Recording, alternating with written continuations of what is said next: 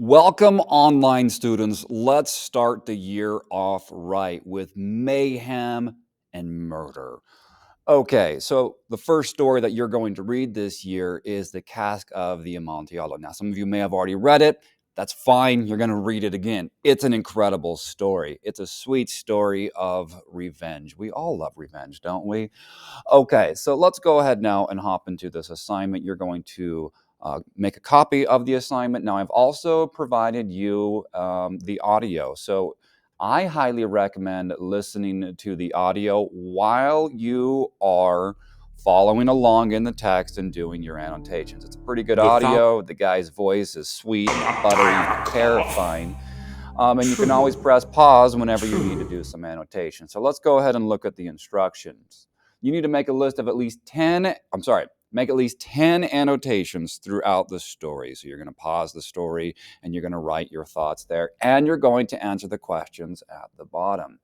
So first things first, here's the thing. I would highly recommend getting rid of copy of, putting this in your drive, organizing it, make a folder in there, English 11, and put it in there so you can easily find it later. So if you look at this document, you've got there's a story. It ends on page right there, bottom of page 6. So you're going to make about 2 annotations per page, and then you've got the questions down here at the bottom. So anything that stands out to you, like if you got to figure out who the narrator is, who's telling the story. So once you figure out who's telling the story, you can say, who was I? And then you can just write some I, like narrator is. So figure out so when you're reading a short story like this, the first thing you want to do is who is telling the story? What's the setting? What's going on? So anything that helps you figure out what's going on in this, or any questions that you have, you can write those in your annotations. Another thing that you can do for your annotations, if you don't know what a cask is or Amontillado is, hopefully you don't know what those are at this age, but you can right click it, you can define, and you're going to get a large container or a barrel made of wood, typically for alcoholic drinks.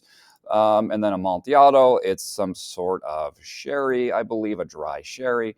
So when you can use definitions for your annotations also.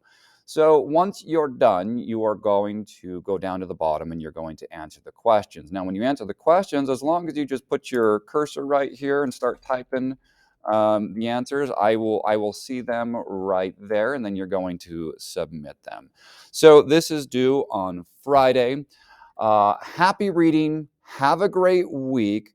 Email me if you have any questions. Again, keep reading, keep learning.